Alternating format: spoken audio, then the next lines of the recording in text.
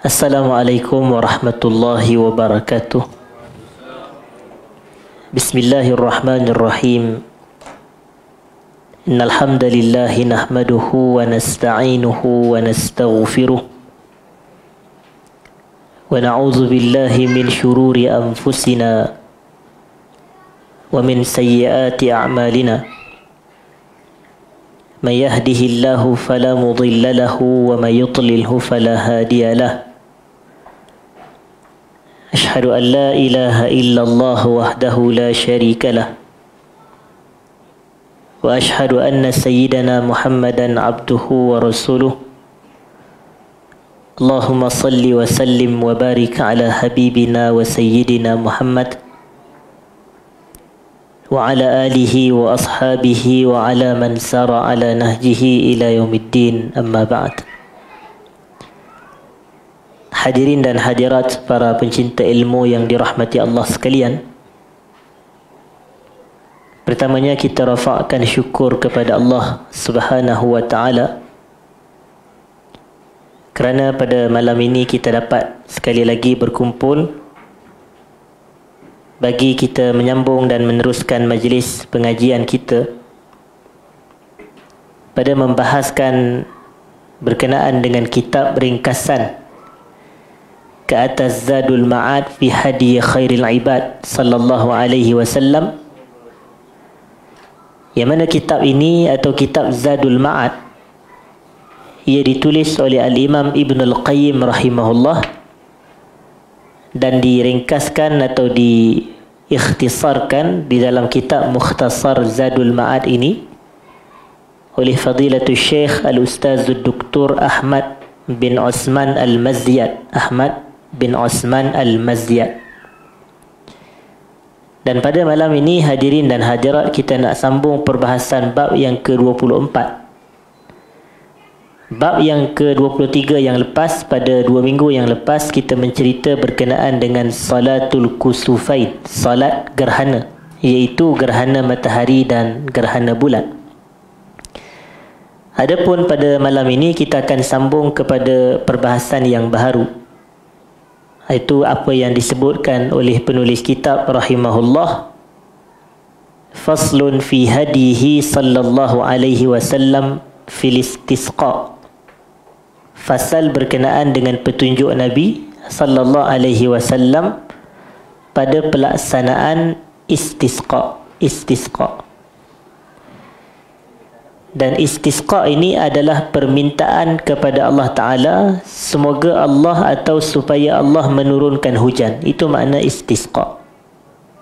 Permintaan kepada Allah agar Allah turunkan hujan. Dia biasanya perkataan dalam bahasa Arab ni, kalau disertakan dengan alif sin pada awal kalimah tersebut, alif sin, maka ia adalah merujuk kepada at-talab, permintaan. Contoh kita kata istighfar. Contoh adalah istighfar. Istighfar ini terjemahannya adalah permintaan atau permohonan ampun. Nah begitu. Selain daripada istighfar, satu lagi yang biasa kita sebut adalah istikharah. Istikharah. Ya, orang kita kata doa istikharah atau salatul istikharah. Kalau istighfar kita permohonan ampun, manakala istikharah adalah kita memohon petunjuk dan kita memohon panduan dan pedoman daripada Allah Subhanahu wa taala membantu kita dalam membuat pemilihan, hadirin dan hadirat. Jadi istisqa pun sama. Istisqa ni adalah permintaan kepada Allah agar Allah turunkan hujan. Lepas itu dalam Fatihah pun kita baca iyyaka na'budu wa iyyaka nasta'in. Jadi alif sin pada permulaan itu kami meminta pertolongan. Kami meminta pertolongan. Istisqa adalah permintaan agar Allah Ta'ala turunkan hujan. Dan ini dilakukan oleh Nabi sallallahu alaihi wasallam. Kata Ibn Al-Qayyim rahmatullahi alaih, thabata anhu sallallahu alaihi wasallam annahu istasqa ala wujuh. Telah sabit kepada kita daripada Nabi sallallahu alaihi wasallam, baginda melakukan istisqa ni dengan beberapa cara. Maknanya ada beberapa cara Nabi kita sallallahu alaihi wasallam melakukan istisqa, iaitu meminta hujan daripada Allah. Ahaduha, maknanya cara yang pertama adalah yaumul jumu'ati 'alal mimbar fi asna'i khutbatih. Pada hari Jumaat di atas mimbar semasa berkhutbah. Yang ni cara yang pertama. Pada hari Jumaat di atas mimbar semasa berkhutbah. Ini cara yang pertama Nabi minta semoga Allah turunkan hujan. Dan hadis ini sebenarnya penulis kitab dia pendekkan dan dia ringkaskan. Kalau ikutkan, kalau tuan-tuan baca dalam Sahih Al-Bukhari, hadis ni lebih panjang. Iaitu ketika Nabi sedang menyampaikan khutbah di Masjid Nabi sallallahu alaihi wasallam di Madinah Al-Munawwarah itu. Tiba-tiba ada satu orang lelaki ni, dia masuk dekat melalui satu pintu daripada pintu-pintu Masjid Nabi sallallahu alaihi wasallam. Bila dia masuk tu, dia betul-betul berdiri berhadapan dengan Nabi sallallahu alaihi wasallam dan dia pun terus mengadu. Dia kata, wahai Rasulullah, tanam-tanaman semua dah mati, jalan-jalan dah rosak kerana kemarau terlalu lama. Lama dah hujan tak turun. Lalu lelaki itu kata, wahai Rasulullah, mintalah kepada Allah agar Allah Ta'ala turunkan hujan kepada kami. Maka Nabi di atas mimbar ketika sedang berkhutbah, bila Nabi dengar perkataan pernyataan lelaki tersebut, maka Nabi kata, Allahumma aghithna, Allahumma aghithna, Allahumma aghithna, Allahumma asqina, Allahumma asqina, Allahumma asqina. 3 kali Nabi ulang Allahumma aghithna, 3 kali Nabi ulang Allahumma asqina. Aghithna tu maknanya, ya Allah, kau turunkan hujan kepada kami. Allahumma asqina tu maknanya kau curahkanlah curahan air kepada kami. Kau siramkanlah kami, kau curahkanlah curahan air kepada kami. Dan hadis ini juga menjadi sandaran kepada pandangan para ulama. Kalau kita nak doa kita mustajab, kita kena mengulang-ulang doa yang disebut dalam bahasa Arab sebagai takrarud doa. Takrarud doa maknanya doa secara berulang. Macam Nabi SAW, sebenarnya cukup je kalau Nabi nak kata Allahumma aghithna sekali, ataupun Allahumma asqina sekali sahaja Nabi doa. Tapi Nabi membacanya sebanyak berapa kali? 3 kali. Allahumma aghithna, Allahumma aghithna, Allahumma aghithna, Allahumma asqina, Allahumma asqina, Allahumma asqina. Maknanya ini antara faktor mustajab doa adalah kita melakukan pengulangan terhadap doa yang kita minta. Maknanya kalau contoh, kalau kita nak minta ampun, tak salah kalau kita nak doa berkali, Allahumma ghafirli, Allahumma ghafirli zunubi, Allahumma ghafirli zunubi. Tak salah kita nak sebut sebanyak 3 kali. Dan Nabi pun berdoa sallallahu alaihi wasallam pada ketika itu.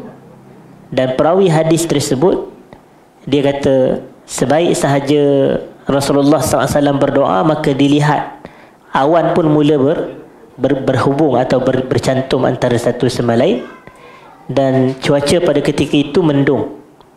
Dan apabila mendung, mereka nak keluar daripada masjid, ketika itu turun hujan. Jadi ini maknanya istisqa lah tu. Walaupun ini bukan salat. Kadang orang ingat salat istisqa. Salat istisqa tu salah satu daripada cara-cara istisqa.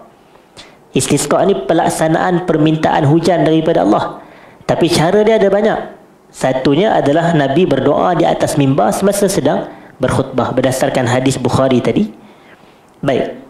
Kemudian cara yang kedua pula disebutkan di sini al-wajhus tsani, cara yang kedua.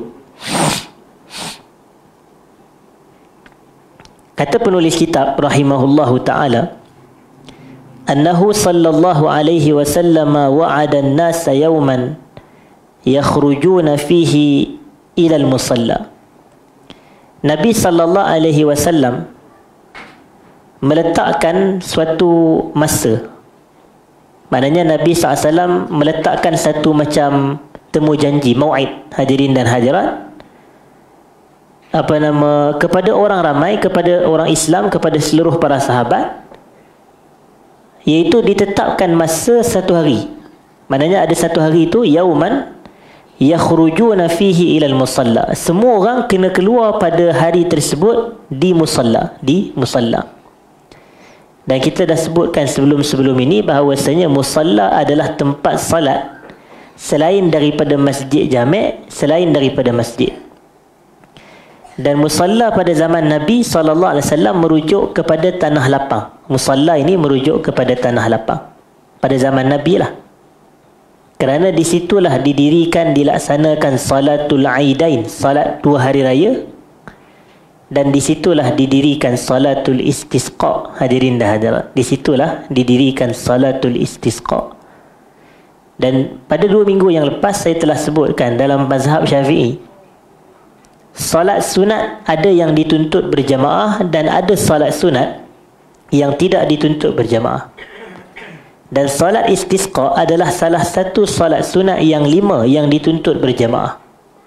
Yang kita kata pertamanya adalah salat hari raya puasa, yang kedua salat hari raya korban, yang ketiga salat gerhana matahari, yang keempat salat gerhana bulan, dan yang kelima adalah salatul istisqa, salat istisqa.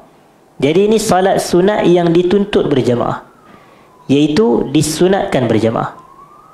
Jadi kita pun di sini disebutkan Nabi sallallahu alaihi wasallam wa'adan nas yauman yakhrujuna fihi ila al-musalla. Nabi menetapkan satu tempoh masa, satu hari untuk orang ramai keluar pada hari tersebut pergi menuju ke musalla, iaitu tanah lapang.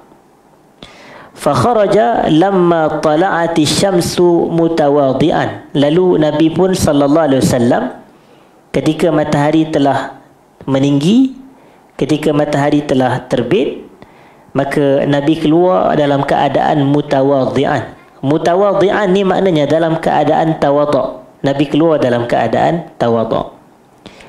Mutabazzilan. Mutabazzilan ni Nabi SAW, baginda memakai baju yang lusuh sebenarnya. Pakai baju yang lusuh. Daripada perkataan at-tabazzul, hadirin dan hadirat. Memakai pakaian yang dia sebenarnya bukan pakai pakaian kotor. Dia tidak. Tapi dia pakai pakaian yang menzahirkan kerendahan. Itu makna dia, hadirin dan hadirat. Dia nak pergi, orang kata salat istisqa, takkan dia nak pakai mewah-mewah, mahal-mahal, tak segak-segak, tak. Tapi dia pergi dalam keadaan tawadhu', memakai pakaian yang menzahirkan kerendahan jiwa pemiliknya. Itu dia sebabnya. Mutakhasyi'an, dalam keadaan tunduk, iaitu khusyuk, hadirin dan hadirat. Mutarassilan, dan Nabi juga sallallahu alaihi wasallam berjalan dalam keadaan yang orang kata perlahan. Nabi keluar berjalan, orang kata perlahan, tidak terlalu laju. Mutadarri'an, hadirin dan hadirat, dalam keadaan tadarru'. Tadarru' ni merendah diri juga. Dia perkataan-perkataan yang hampir sama, khusyuk, khudu', tadarru'. Ini perkataan-perkataan yang hampir sama, iaitu kita tunduk dan merendah diri, hadirin dan hadirat. Jadi tujuannya Nabi SAW, tengok ni belum solat lagi, tapi Nabi kita nak mengajar kepada orang Islam, kita ni dalam permintaan kepada Allah, dia bukan semasa permintaan tu. Sebelum kita nak meminta pun, kita dah kena menzahirkan kerendahan diri luaran dan dalaman. Maknanya kerendahan diri luaran tu dengan pakaian yang kita pakai, dan kerendahan diri dalaman tu adalah dengan jantung hati yang khusyuk dan khudu' dan tadarru' kepada Allah Subhanahu wa taala. Itu dah bahagian dalaman kita. Jadi luar dan dalam kena tunduk kepada Allah, menzahirkan kerendahan jiwa seseorang itu, barulah dia berdoa kepada Allah. Falamma wafa al-musalla, apabila tanah lapang atau tempat salat tersebut telah penuh dengan orang ramai, sa'idal mimbar, maka Nabi kita sallallahu alaihi wasallam pun menaiki mimbar, naik ke atas mimbar. Cuma Al-Imam Ibn Al-Qayyim mengatakan ini adalah sekiranya sah riwayat tersebut, kerana perbuatan Nabi naik mimbar ketika nak salat istisqa ni, hadis tu berlaku khilaf para ulama. Maknanya berlaku khilaf dalam kalangan ulama tentang status hadis tersebut. Tapi ini Al-Imam Ibn Al-Qayyim dia kata insahha, sekiranya perkara itu sahih. Lalu Nabi pun apabila baginda menaiki mimbar, apa yang baginda buat? Fahamidallah wa asna alaihi wa kabbarahu. Nabi memuji Allah dan memujanya dan bertakbir kepadanya. Ini Nabi buat apabila naik mimbar pada ketika menghadiri pelaksanaan istisqa. Maknanya ada khutbah yang disampaikan. Sebab tu Nabi puji Allah dan bertakbir, begitu.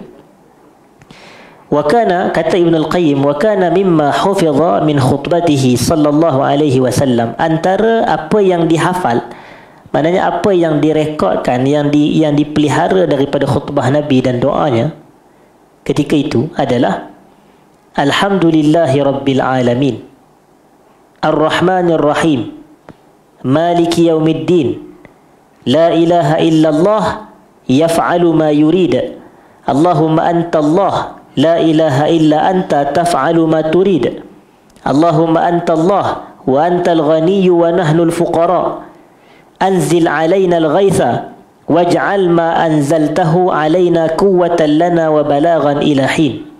Ini antara yang dibaca oleh Nabi di atas mimbar pada hari baginda menghadiri pelaksanaan salat istisqa. Baik. Terjemahannya, hadirin dan hadirat yang saya muliakan. Ya Allah, ataupun Alhamdulillahi Rabbil Alamin, segala puji bagi Allah, Tuhan sekalian alam. Ar-Rahmanir Rahim, yang maha pemurah lagi maha penyayang.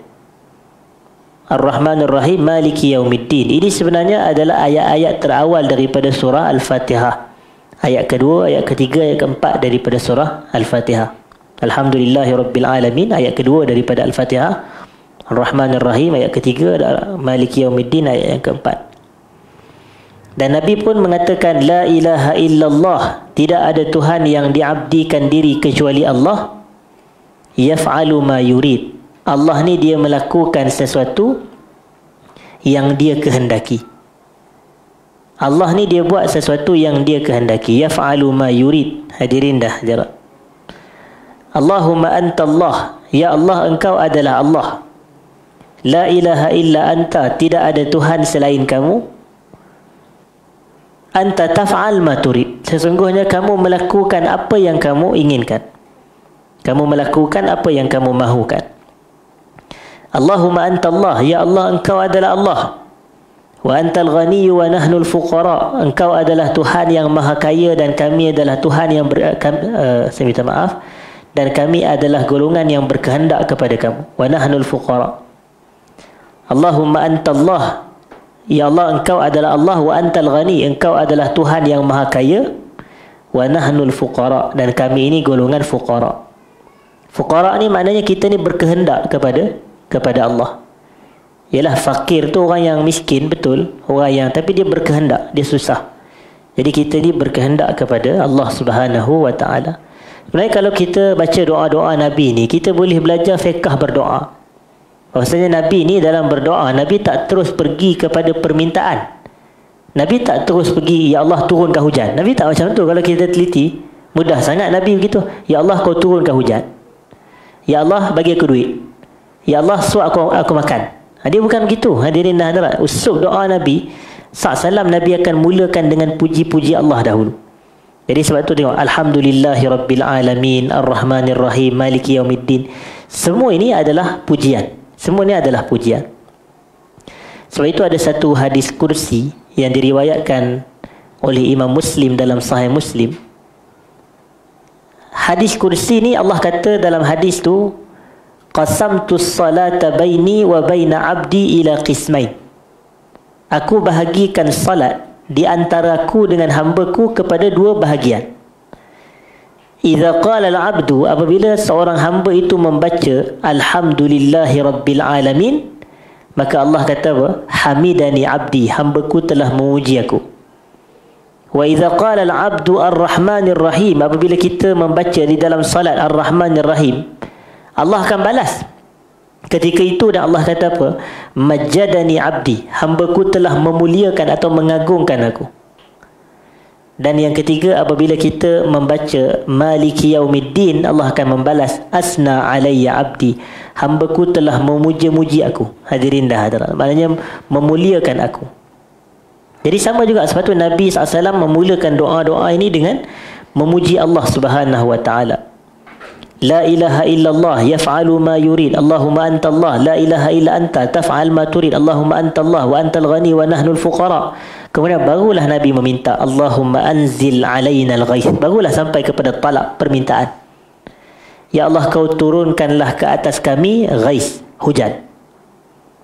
Sebahagian ulama, hujan ni dalam bahasa Arab ada dua sebutan yang utama. Yang pertama al-ghaithu, al-ghaithu. Alif lam ghin ya tha, ghaith. Itu yang Nabi kata, apa nama, Allahumma asqinal ghaith, ya Allah kau curahkanlah kepada kami al-ghaith, iaitu hujan. Satu lagi perkataan atau kalimah hujan yang kita biasa dengar adalah matar, al-matar. Hadirin dan hadirat, al-matar. Dan al-matar adalah hujan, al-ghaith adalah hujan. Cuma para ulama mereka bezakan. Saya ingat lagi masa saya belajar tafsir dahulu di universiti, pensyarah saya bagi tahu antara yang membezakan ghaith dengan matar ini adalah ghaith itu hujan yang berkat, hujan yang bermanfaat. Itu ghaith. Ini sifat ghaith, hujan yang baik. Adapun perkataan matar, ia adalah hujan yang azab, yang berbentuk azab. Hadirin dan hadirat.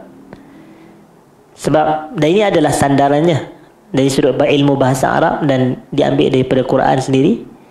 Kerana kebiasaan ghaith ni akan dirujuk dalam situasi yang baik. Maknanya dalam situasi yang baik, hujan yang turun dengan membawa kebaikan. Tapi kalau matar ni kebiasaannya dia bawa bersama dengannya kesulitan. Hadirin dan hadirat. Jadi sebab itu doa Nabi, Allahumma anzil alaina al-ghaith, ataupun anzil alaina al-ghaith, ya Allah kau tunjuk, kau turunkanlah kepada kami al-ghaith, iaitu hujan yang baik. Waj'al ma anzaltahu alaina quwwatan lana, dan kau jadikanlah apa yang kau turunkan ke atas kami ini sebagai penguat bagi kami, wa balaghan ila hin, dan sebagai bekalan kami. Hadirin dan hadirat, ini antara yang didoakan oleh Nabi SAW berdasarkan hadis riwayat Abu Daud tersebut. Kemudian hadirin dan hadirat, apa yang Nabi buat selepas daripada itu? Summa rafa'a yadayhi wa akhadha fi at-tadarru' wal ibtihal wa du'a. Maknanya selepas tu maka Nabi pun SAW tadah tangan. Wa rafa'a yadayhi. Di sinilah yang nak memberi isyarat kepada kita juga, adab kita dalam berdoa tadah tangan. Nak dapat doa mustajab, antara faktornya, antara adabnya adalah tadah tangan semasa berdoa. Cuma saya nak sebut, ada satu faedah yang disebutkan di dalam kitab Syarah Hadis 40. Syarah Hadis 40 yang ditulis oleh Syekh Muhammad bin Saleh Al-Utsaimin rahimahullahu ta'ala, Muhammad ibn Saleh Al-Utsaimin. Dalam kitab tersebut beliau ada mensyarahkan hadis yang mencerita berkenaan dengan innallaha ta'ala tayyib la yaqbalu illa tayyiba wa innallaha amara al-mu'minina bima amara bihil mursalin. Kan dalam hadis tu, hadis riwayat Abu Hurairah tu, kan ada dalam hadis tersebut Nabi SAW menceritakan tentang satu orang lelaki, yang mana kata perawi hadis, thumma zakkara ar-rajul yutilu as-safar ash'asa aghbar yamuddu yadayhi ila as-sama' faqala ya rab wa mat'amuhu haram wa mashrabuhu haram wa malbasuhu haram wa ghudhiya bil haram fa anna yustajabu li zalik. Jadi Nabi kata ada seorang lelaki ni yutilu as-safar, dia bermusafir jauh, panjang permusafiran dia. Ash'asa aghbar, yang mana kalau kita tengok pada penampilan dia, rambut dia kusut masai, pakaian dia berdebu berhabuk. Yamuddu yadaihi ila sama', dia mengangkat dua tangannya ke langit. Faqal, dan dia berkata ya rab wahai Allah, dia berdoa. Dan kata Nabi SAW, makanan dia haram, minuman dia haram, pakaian dia haram, dimasukkan sesuatu yang haram ke dalam badannya, bagaimanakah doanya nak mustajab, kata Nabi. Jadi dalam hadis tersebut fa anna yustajabu lahu, dalam sebahagian riwayat mengatakan fa anna yustajabu li zalik, bagaimana nak dimustajabkan doa sebegitu. Hadirin dan hadirat. Dan Syekh Al-Utsaimin beliau syarahkan hadis tersebut. Beliau kata dalam bab doa ni, isu angkat tangan masa berdoa ni ada tiga bahagian, ada tiga pecahan. Hadirin dan hadirat. Isu angkat tangan semasa berdoa ni ada tiga bahagian. Bahagian yang pertama, mana-mana situasi, keadaan, tempat yang Nabi doa dengan angkat tangan, yang tu kita tadah tangan. Contohnya istisqa. Istisqa Nabi tadah tangan, jadi kita ikut Nabi. Kalau kita nak istisqa pun kita tadah tangan. Hadirin dan hadirat. Dan selain daripada istisqa, antara tempat yang Nabi doa, Nabi tadah tangan adalah ketika kunut. Lama Nabi melakukan kunut nazilah. Apabila ada 70 orang qurra, iaitu para sahabat Nabi yang menghafal Quran, mereka dibunuh secara khianat, mereka dibunuh secara zalim di satu telaga yang namanya Bi'ru Ma'unah, hadirin dan hadirat. Dan Nabi SAW mendapat khabar tersebut. Nabi melakukan kunut nazilah selama 30 hari. Sebahagian riwayat kata 40 hari. Nabi nak doa kebinasaan kepada pembunuh 70 qurra sahabat Nabi penghafal Quran. Dan kata para sahabat yang melihat Nabi ketika melakukan kunut nazilah, baginda tadah tangan. Jadi pada tempat-tempat yang ada riwayat Nabi tadah tangan, yang tu kata Ibn Al-Utsaimin, kita tadah tangan. Yang kedua, ada tempat-tempat yang Nabi berdoa tapi Nabi tidak tadah tangan. Ni bahagian kedua. Contohnya kalau dalam salat. Dalam salat kita ada doa kita. Contoh kita bila kita takbiratul ihram, kita lafaz Allahu Akbar, contoh. Disunatkan kita pertama kali adalah membaca doa iftitah, betul atau tidak? Doa iftitah. Tapi kita tidak Allahu Akbar kabira walhamd, kita tidak begitu. Hadirin dan hadirat, walaupun ia doa. Ataupun kita baca doa iftitah yang Nabi baca dalam salat tahajud.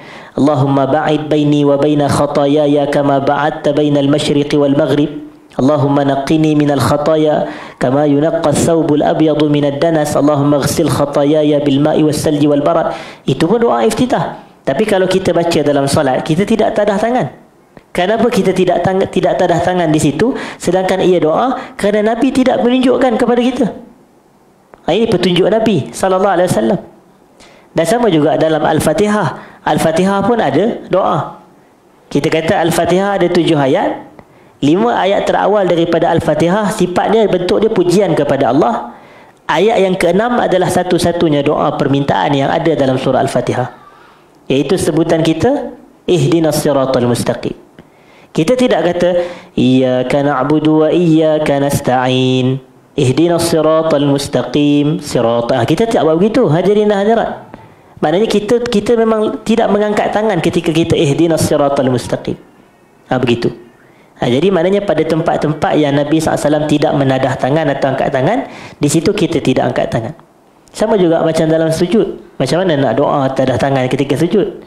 Tersungkurlah kita, hadirin dan hadirat. Sujud kan tempat mustajab doa. Kan Nabi banyak berdoa dalam sujud. Nabi kata Allahumma inni a'udzu biridhaka min sakhatik wa bimu'afatika min uqubatik wa a'udzu bika minka la uhsi sana'an 'alaika anta kama asnaita 'ala nafsi. Ini dalam Sahih Muslim daripada Aisyah radhiyallahu anha.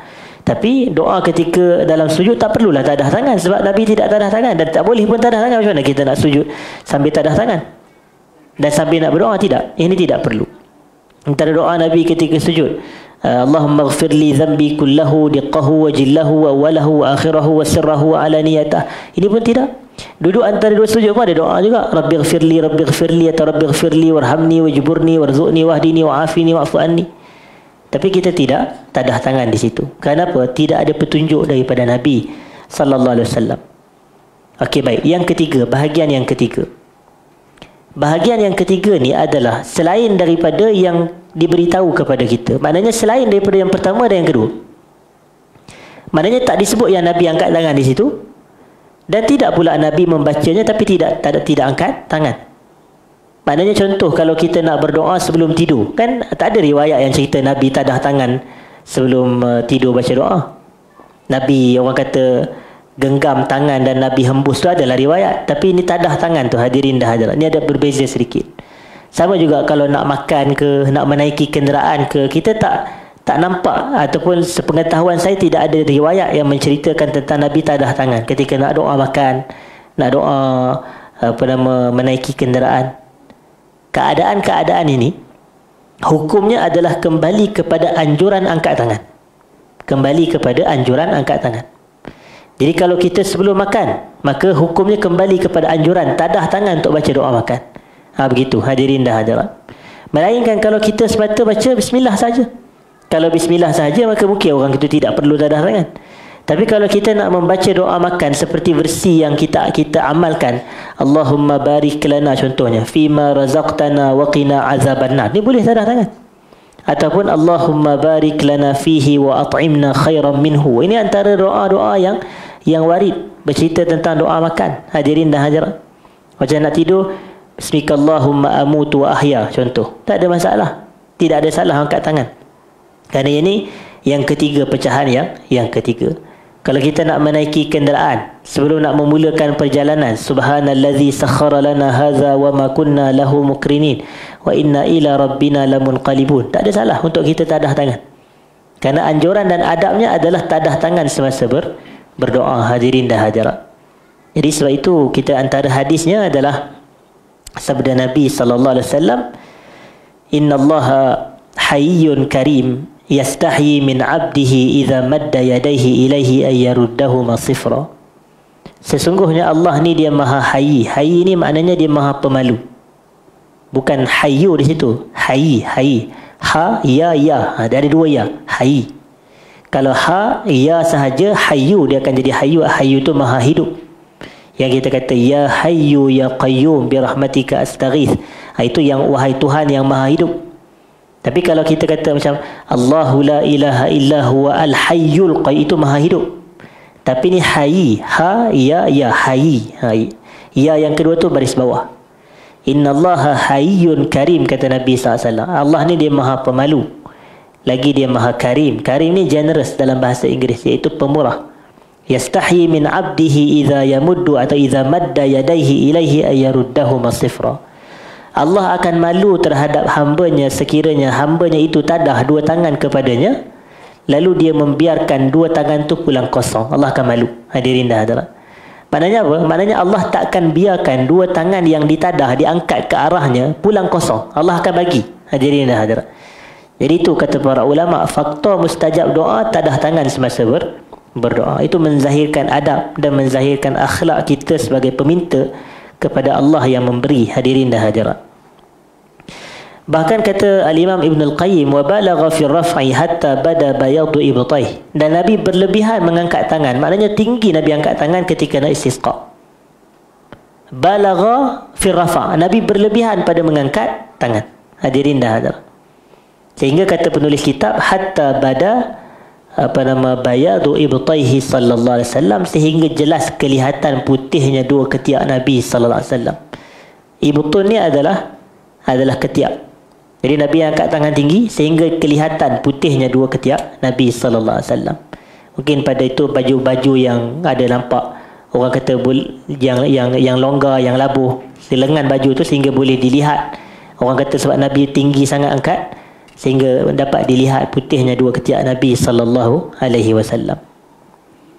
Jadi kemudian Nabi pun setelah berdoa tu Nabi menghadap ataupun Nabi menghadapkan belakang Nabi, bahagian belakang Nabi ni Nabi menghadapkan kepada jemaah. Zahirnya yang ni semua berada di atas mimbar lagi. Zahirnya semua ni masih di atas mimbar. Kemudian Nabi berpaling, maknanya asalnya Nabi menghadap ke arah jemaah dengan bahagian depan. Kemudian Nabi pusingkan belakang, Nabi pusingkan badan, dan Nabi pula beralih menghadap ke arah kiblat. Dan pada ketika itu hadirin dan hadirat, Nabi SAW berdoa menghadap ke arah kiblat pula. Nabi berdoa menghadap ke arah kiblat. Dan orang ramai pun sama. Yalah, orang ramai memang menghadap ke arah khatib, menghadap ke arah Nabi. Jadi mereka pun memang menghadap ke arah kiblat dan berdoa. Kemudian kata Ibn Al-Qayyim, summa nazala. Kemudian Nabi pun turun daripada mimbar lah. Mana itu saya kata tadi, isyaratnya yang kita ceritakan Nabi tadah tangan tinggi itu semuanya adalah di atas mimbar, hadirin dan hadirat. Summa nazala, kemudian Nabi turun, fasalla bihim raka'atain. Nabi melakukan salat berjamaah bersama dengan seluruh para sahabat sebanyak 2 rakaat. Inilah yang dinamakan sebagai salat istisqa. Dan kata penulis kitab, kasalatil aid, salat istisqa ini adalah sama seperti salat hari raya. Tapi kita kena ingat, sama adalah daripada satu sudut sahaja, bukanlah pada keseluruhan sudut. Nanti jangan kita ingat pada salat istisqa ada 7 kali takbir pula, 5 kali takbir pada rakaat kedua. Jangan salah faham gitu. Dia kata sama dari sudut min ghairi azan wala iqamah. Maknanya sama dari sudut tidak ada azan, tidak ada iqamat. Begitu. Untuk solat raya mana ada azan, panggil sembahyang raya. Mana ada iqamat. Untuk solat istisqa pun sama. Tidak ada azan, tidak ada iqamah. Dan kata penulis kitab, wala nida'in albattah, maknanya tak ada seruan, tak ada panggilan langsung. Tapi sebenarnya kalau ikutkan saya pengetahuan saya, untuk solat raya dia ada panggilan, sebutan as-salatu jami'ah. Hadirin dah ada as-salatu jami'ah. Dan kata penulis kitab di sini, maknanya berbeza dengan istisqa lah. Di sini kata penulis kitab, jahara fihima bil qira'ah. Nabi SAW menjaharkan bacaan pada 2 rakaat salat tersebut. Maknanya bacaan dibaca secara kuat. Yang ni sama juga dengan salat raya. 2 rakaat sama juga dengan salat raya. Wa qara'a fil ula ba'da al-Fatihati, Nabi SAW membaca pada rakaat yang pertama selepas surah Al-Fatihah dengan Sabbihisma rabbikal a'la, dengan surah Sabbihisma rabbikal a'la. Ini pun sama seperti salat raya juga. Salat raya pun pada rakaat pertama selepas 7 kali takbir itu kita baca Fatihah, kita dianjur baca Sabbihisma rabbikal a'la. Wa fi tsaniyah, pada rakaat yang kedua, hal ataka hadithul ghasyiyah. Ini maknanya pada rakaat kedua pun Nabi membaca surah hal ataka hadithul ghasyiyah. Ini anjuran yang sama untuk solat raya dan juga anjuran yang sama untuk solat Jumaat sebenarnya. Solat Jumaat pun kita dianjurkan rakaat pertama Sabbihisma rabbikal a'la dan rakaat yang kedua hal ataka hadithul ghasyiyah. Jadi selesai cara yang kedua, Nabi melakukan istisqa. Cara pertama tadi doa sahaja atas mimbar pada hari Jumaat. Cara yang kedua ni adalah Nabi kumpulkan orang ramai, panggil supaya berhimpun pada satu hari di tempat salat musalla tanah lapang, dan datang dengan pakaian yang lusuh, dengan tawaduk, dengan rendah diri, dengan hati yang tadarru'. Hadirin dan hadirat, kemudian Nabi naik apabila orang dah penuh dan ramai dah berkumpul, maka Nabi naik ke atas mimbar dan Nabi membaca apa yang kita telah sebutkan tadi, doa. Dan Nabi tadah tangan tinggi membelakangi kiblat pada awalnya dan menghadap ke arah kiblat kali yang kedua. Kemudian Nabi turun buat salat 2 rakaat. Rakaat pertama baca Sabbihisma rabbikal a'la dan yang kedua baca hal ataka hadithul ghasyiyah, dan dibaca bacaan secara kuat, secara jahar. Hadirin dan hadirat, itu cara yang kedua. Dan kita nak tengok pula kepada cara yang ketiga. Cara yang ketiga, al-wajhus salis, kata penulis kitab, cara yang ketiga atau bentuk yang ketiga. Annahu sallallahu alaihi wasallam istasqa ala mimbaril Madinah istisqaan mujarradan fi ghairi yaumi Jum'ah. Wa lam yuhfaz anhu sallallahu alaihi wasallam fi hadzal istisqa'i salah. Nabi sallallahu alaihi wasallam melakukan istisqa di atas mimbar Madinah, di atas mimbar Madinah. Maknanya di atas mimbar masjid Nabi sallallahu alaihi wasallam. Tetapi kejadian ini, kata penulis kitab, istisqaan mujarradan fi ghairi yaumi Jum'ah, ini adalah istisqa yang berlaku pada bukan hari Jumaat. Dia tidak berlaku pada hari Jumaat. Istisqa yang pertama tadi, yang kita kata yang pertama tadi berlaku pada hari Jumaat. Contoh yang pertama, atau cara yang pertama tadi. Dan istisqa yang cara yang ketiga ini, kata penulis kitab, walam yuhfaz anhu sallallahu alaihi wasallam fi hadzal istisqa'i salah. Istisqa yang ketiga ini tak diriwayatkan daripada Nabi baginda melakukan salat padanya. Maknanya Nabi naik atas mimbar sahaja dan Nabi minta agar Allah Ta'ala turunkan hujan. Maknanya peristiwa tu adakah pada hari Jumaat? Kita kata tak. Adakah ada salat istisqa? Kita kata tidak. Begitu. Ini cara yang ketiga. Maknanya naik atas mimbar dan memang Nabi berdoa supaya Allah Ta'ala turunkan hujan.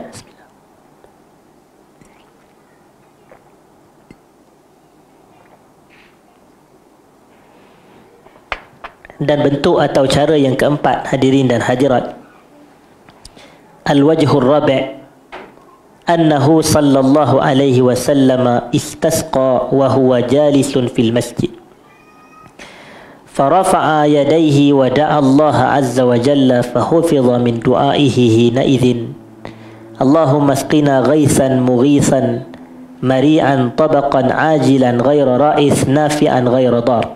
Hadis riwayat Abu Daud. Terjemahannya, Nabi SAW beristisqa dalam keadaan baginda duduk sahaja dalam masjid. Yang ini bukan atas mimbar, bukan pada hari Jumaat ke, tak disertai dengan salat, Tapi dalam keadaan Nabi duduk di dalam masjid, Nabi sedang duduk dalam masjid. Kemudian Nabi tadah kedua-dua tangan, maknanya farafa'a yadaihi, Nabi mengangkat kedua tangan baginda sallallahu alaihi wasallam, wa da'allaha azza wa jal, dan baginda berdoa kepada Allah Subhanahu wa taala. Fa hufidha min du'aihi hina idzin, dan pada ketika itu doa yang dibaca oleh Nabi, yang dihafal oleh para sahabat dan diriwayatkan oleh mereka adalah Allahumma asqina ghaisan mughisan mari'an tabaqan ajilan ghaira ra'is nafi'an ghaira dar. Terjemahannya, ya Allah, kau curahkanlah kami hujan yang baik, iaitu hujan yang bermanfaat. Mari'an tabaqa, hujan yang penuh dengan keberkatan, penuh dengan kebaikan. Ajilan, dalam kadar yang segera, dalam keadaan kadar yang segera. Nafi'an, dalam keadaan hujan ini hujan yang datang bersamanya manfaat. Ghaira dar, dan dia tidak memudaratkan. Maknanya bukanlah hujan yang memudaratkan, sebaliknya hujan yang memberi manfaat. Hadirin dan hadirat, memberi manfaat dan tidak memberi mudarat. Baik, itu cara yang keempat. Kemudian hadirin dan hadirat, disebutkan di sini ada satu faedah. Walamma kasural matar, apabila hujan semakin lebat. Kadang-kadang hujan yang turun pada zaman Nabi sallallahu alaihi wasallam itu dia lama tempoh dia. Macam hadis Bukhari yang saya bacakan pada awal kuliah tadi. Apabila Nabi sedang berkhutbah di atas mimbar, tiba-tiba ada satu orang lelaki, dia mengadu, dia kata, wahai Rasulullah, habis dah haiwan-haiwan mati, jalan-jalan semua dah musnah, dah rosak disebabkan kemarau panjang. Kau doalah kepada Allah agar Allah turunkan hujan kepada kami. Lalu Nabi pun berdoa, dan asalnya tak dilihat pun, orang kata awan ke apa ke. Tiba-tiba selepas Nabi berdoa, dilihat awan itu bergabung dan cuaca menjadi mendung, dan akhirnya turun hujan. Rupanya turun hujan tu seminggu lamanya, hadirin dan hadirat.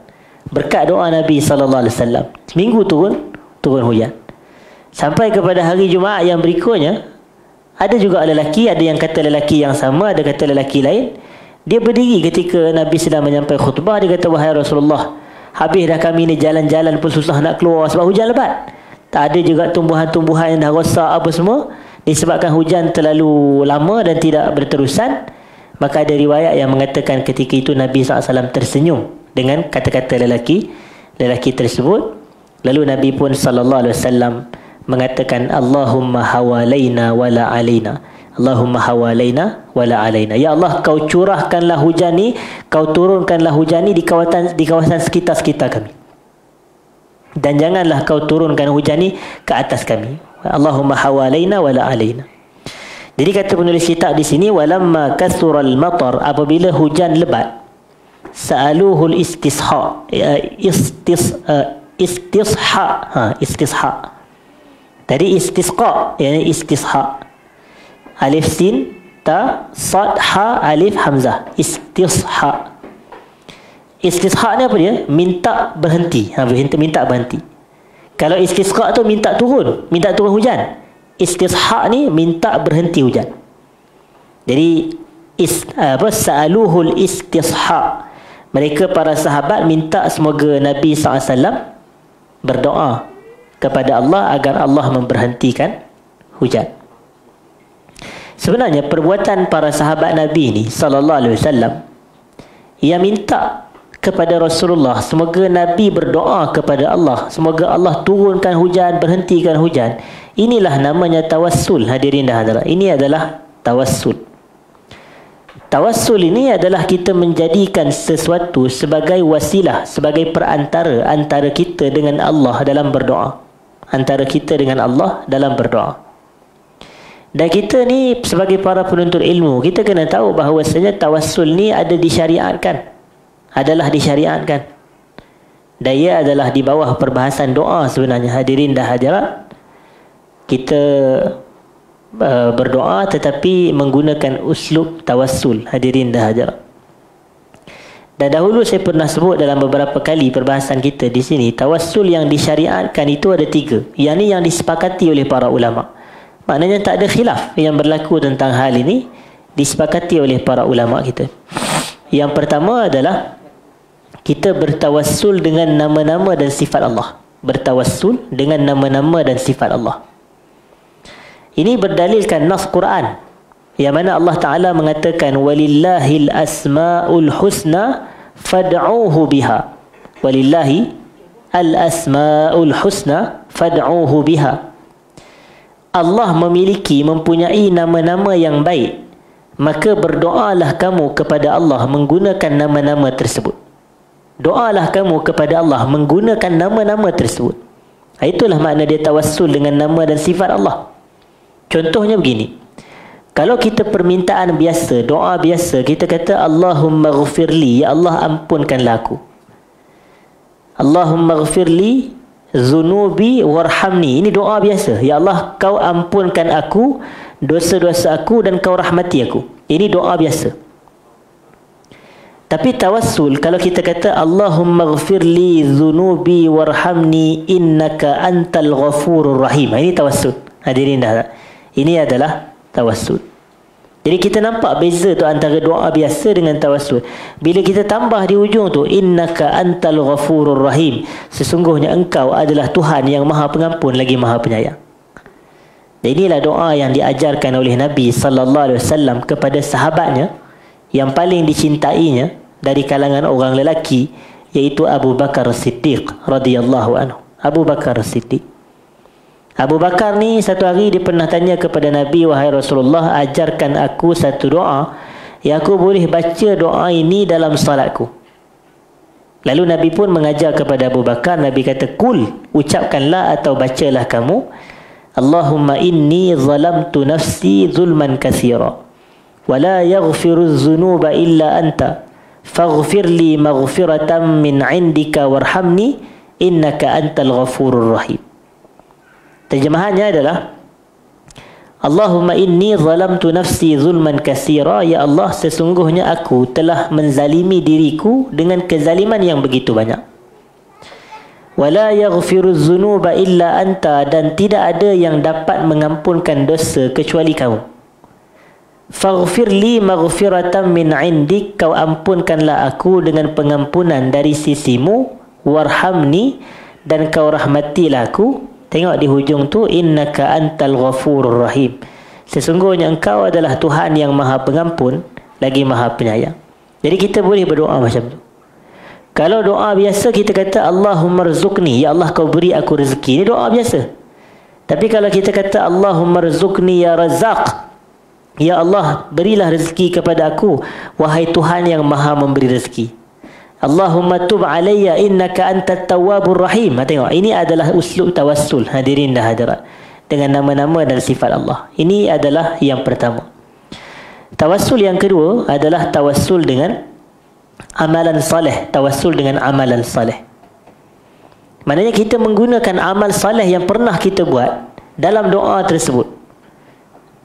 Maknanya kita bagi tahu kepada Allah Ta'ala, contoh kita kata, ya Allah, aku ada buat amalan sekian dan sekian, sekiranya engkau terima amalan ni, aku lakukan amalan ni secara ikhlas kepadamu, sekiranya engkau terima amalan ni, kau permudahkanlah aku untuk sekian dan sekian, begitu. Ini adalah disyariatkan juga berdasarkan hadis Nabi sallallahu alaihi wasallam yang sangat masyhur itu, berkenaan dengan 3 orang lelaki dari kalangan Bani Israel yang terperangkap di dalam sebuah gua. Saya rasa tuan-tuan biasa dengar. Kalau kita mengikuti majlis pengajian bacaan Riyadhus Salihin, tentu akan jumpa hadis tersebut, karangan Al-Imam An-Nawawi. Jadi hadis itu Nabi kata, intalaqa salasatu nafarin mimman kana qablakum hatta awahumul mabit ila ghar. Ada dahulu 3 orang lelaki dari kalangan umat sebelum kamu, mereka keluar pergi bermusafir, sehinggalah sampai kepada waktu malam. Dan ada riwayat yang lain, ketika itu hujan lebat turun. Bila hujan lebat turun, mereka nak cari tempat perlindungan, dan pada ketika itu tempat perlindungan terbaik adalah mereka masuk ke dalam ghar. Ghar ni gua. Cuma bezanya antara Al-Ghar dengan Al-Kahfu, yang kita kata dalam suratul Kahfi itu, Al-Ghar adalah gua kecil, manakala Al-Kahfu adalah gua besar. Hadirin dan hadirat, sebab itu Ashabul Kahfi ikut pandangan yang tepat jumlahnya ramai, iaitu seramai berapa orang?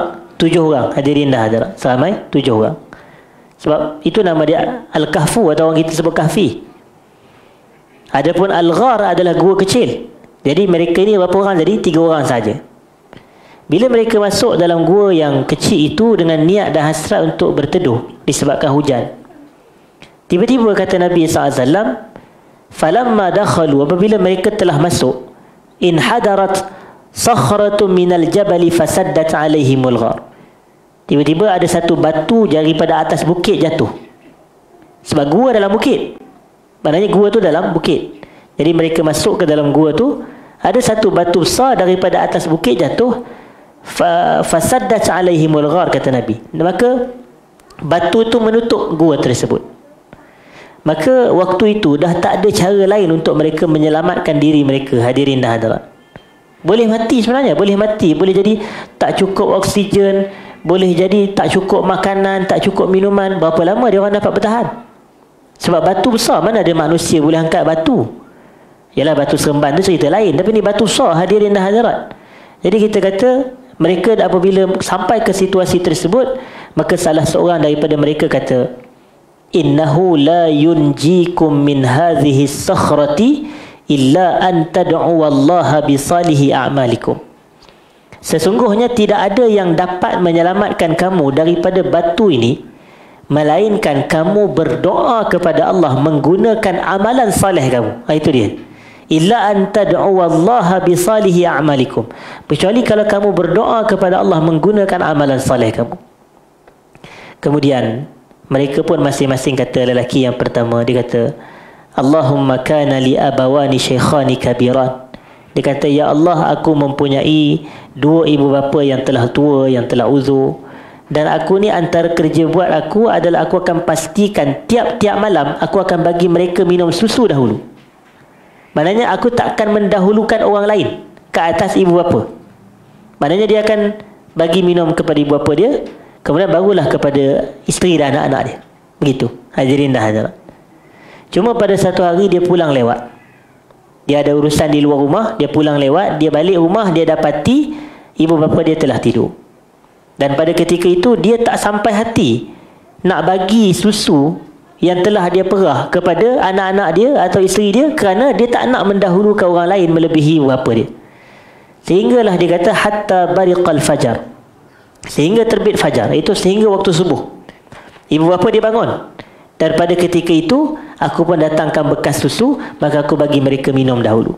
Kemudian barulah anak-anak dan isteri. Hadirin dah hadirat. Dan dia pun kata, tu amalan dia buat baik kepada ibu bapa dia, mendahulukan ibu bapa dia. Maka kata Nabi SAW, kata lelaki tersebut, Allahumma in kuntu fa'altu dhalika ibtigha'a wajhik. Ya Allah, kalau aku lakukan amalan itu semata mengharap redamu, fafruj anna ma nahnu fihi min hadhihi sakhrah. Maka kau selamatkanlah kami daripada batu yang menutup pintu gua ini. Maka kata Nabi SAW, pintu tu, batu tu bergerak, tetapi la yastati'un al-khuruj, mereka masih belum boleh keluar lagi. Maka lelaki yang kedua pula berdoa. Dia kata apa? Allahumma kanat li ibnatu am. Ya Allah, aku mempunyai seorang sepupu perempuan. Wa kanat, dan wanita ini ahabban nasi ilaih, manusia yang paling dia cintai. Fa aradtuha an nafsi, aku teringin nak memiliki dia. Famtana'at minni, tapi dia tak nak kepadaku. Sehinggalah dipendekkan cerita, sampailah wanita ni dia ada masalah keuangan, hadirin dan hadirat. Lalu dia datang ke lelaki ni kata boleh tolong, tapi ada syarat. Dia kata begitu. Syaratnya adalah kita mesti berdua, kita mesti berduaan. Lalu akhirnya berlakulah, cuma ketika hampir berlaku perzinaan, auzubillah min zalik, maka wanita tu kata, tidak halal bagi kamu nak mengadakan hubungan tanpa hak. Itulah mafhum dia. Maka lelaki itu dia kata, dia pun tinggalkan wanita tersebut, maka tidak berlaku perzinaan, dan dia tinggalkan duit kepada wanita itu sebanyak 120 dirham, hadirin dan hadirat. Dan dia kata, Allahumma in kuntu fa'altu zalika ibtigha'a wajhik. Ya Allah, kalau aku lakukan amalan ini semata mengharap redamu, maka kau selamatkan kami daripada batu besar ini. Lalu akhirnya Allah buka Allah alihkan tetapi tak boleh keluar juga.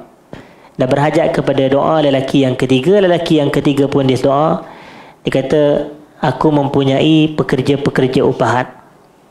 Satu hari pada hari aku memberi upah, semua orang ambil upah, tapi ada satu orang lelaki tak ambil upah. Maka duit tu aku pegang dan aku kembangkan duit tersebut, sehinggalah daripada duit gaji orang itu dikembangkan, dapat beli kambing, dapat beli lembu, dapat beli unta. Akhirnya menjadi banyak. Unta jadi banyak, lembu jadi banyak, kambing jadi banyak. Dan aku juga membeli hamba-hamba untuk menguruskan haiwan-haiwan ternak tersebut. Sehinggalah selang beberapa tahun, maka lelaki ini datang. Dia kata kepada lelaki tersebut, lelaki yang ketiga dalam gua ni, dia kata, ya Abdullah, wahai hamba Allah, adili ajri, bagi balik duit aku dulu. Mana duit aku dulu? Upah aku dulu mana? Kemudian lelaki yang ketiga ni dia kata, ya Abdullah, wahai si fulan hamba Allah, kullu ma tara min ajri, apa yang kau tengok sekeliling kamu ni semuanya adalah upah kamu. Minal ibli wal baqari wal ghanami wal raqiq, daripada unta, lembu, kambing dan juga hamba-hamba sahaya. Kemudian lelaki itu terkejut. Dia kata, ya Abdullah, la tastahzi'u bi, jangan main-main dengan aku. Tapi dia kata, la astahzi'u bi, aku tak main-main dengan kamu. Semua yang kau tengok semua adalah milik kamu. Dan lelaki ni, hadirin dan hadirat, dia ambil kesemuanya sekali, satu pun dia tak tinggal kepada lelaki yang ketiga. Tuan-tuan tengok. Bahkan Zahir dalam hadis tersebut cakap terima kasih pun tak ada.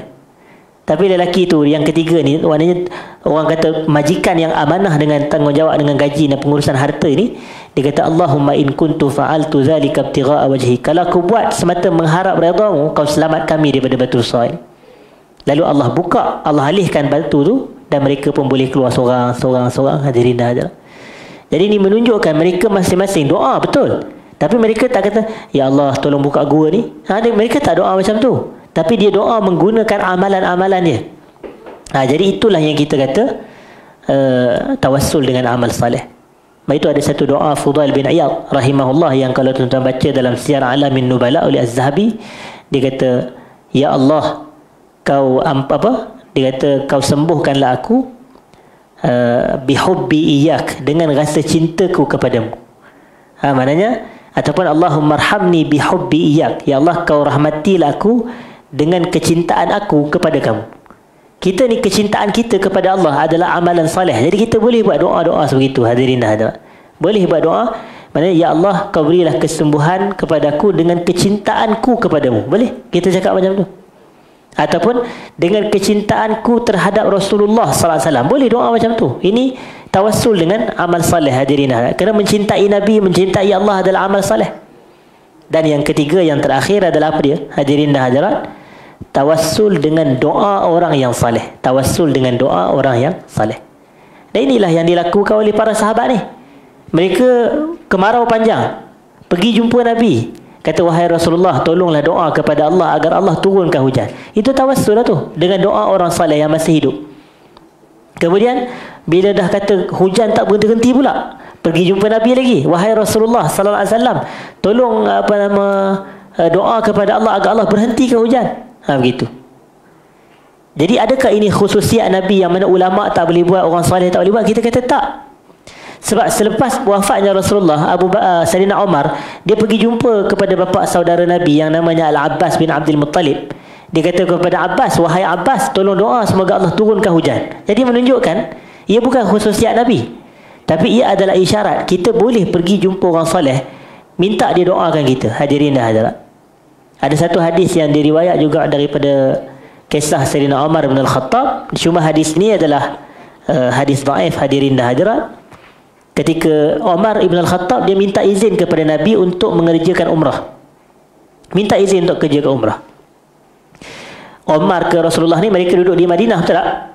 Mereka duduk di Madinah. Jadi umrah di Mekah. Jadi Nabi SAW kata kepada Sayyidina Umar, la tansana ya ukhayya min salihi du'aik. Jangan kau lupakan kami, wahai saudara kami, daripada doa kamu yang saleh semasa kamu di sana. Maknanya itu istilah macam Nabi kirim doa tu.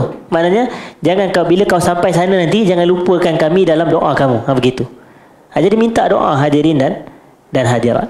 Ini isyarat dia.